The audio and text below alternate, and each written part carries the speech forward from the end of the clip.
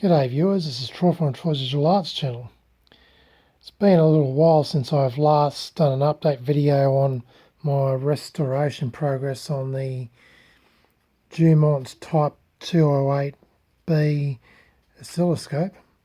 Yeah, my love for metal detecting's been taking over my project stuff these days, so I've been doing a lot more of that lately, but in between I've been sort of trying my best to do my work on it.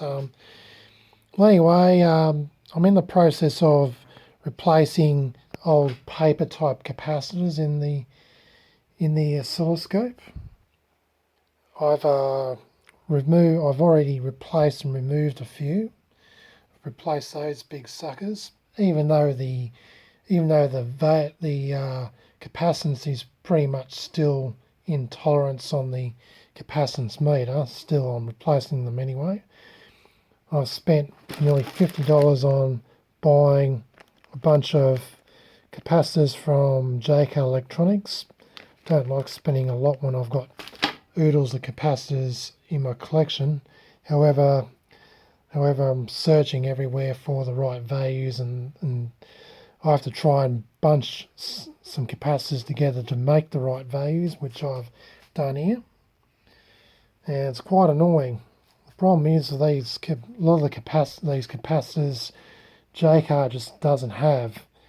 I mean, they're at least not in the voltage range, because the capacitance requirement, the voltage requirements in this oscilloscope are much higher, and the ratings of these capacitors are much higher than the average ratings of the capacitors sold at JK. So I can't exactly easily get 1 kilovolt rated capacitors for a lot of the values. Well, I can, but they're more expensive, and the range of values are limited. I can certainly not get any picofarad capacitors in the high voltage range of JK. They only sell those bloody ceramic type that are only 50 volt rated.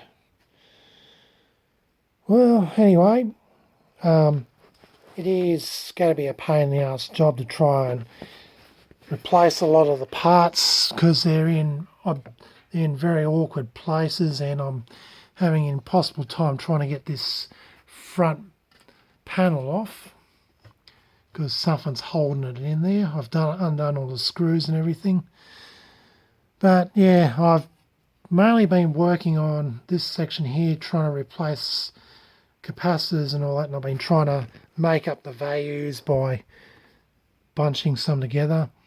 I'm actually at the point now, like I've measured the capacitances on those capacitors, and they're pretty much spot on. So I think it's best to just leave them caps. Actually, they are microcapacitors as far as I can tell, and microcapacitors are usually very reliable, unlike paper capacitors. So I pretty much reckon I'll just leave these and not bother putting my bodged together capacitor pairs and triples. But yeah, all the paper capacitors, they're going to be replaced. All the electrolytic capacitors, I will replace those as well. Old electrolytic capacitors, yeah, you should generally replace them anyway, because electrolytic capacitors go dry and after so many years. Anyway, long job ahead of me to replace all these capacitors, and then after that I'll look at the resistors, and yeah, the resistors in these are pretty much very wide tolerance, so I'll replace them anyways with much more closer 5% tolerance type resistors instead of the 10% ones that they've got in there. Alright, well, this is the schematic diagram provided kindly by Richard Deal of labguysworld.com. Yeah, he's provided me the manual and schematics for this type of oscilloscope, so that's really good. Thanks, mate. And yeah, I'm going to carry on working on this. I've what I have replaced so far is those two big capacitors there. I've bunched together a bunch of 630 volt capacitors to make up the values of close to 7 microfarad. So they're all wrapped up in tape, and they're pretty much just got wire going through the tube where the big capacitor once sat. And yeah, same deal on the other side. There's two of those capacitors.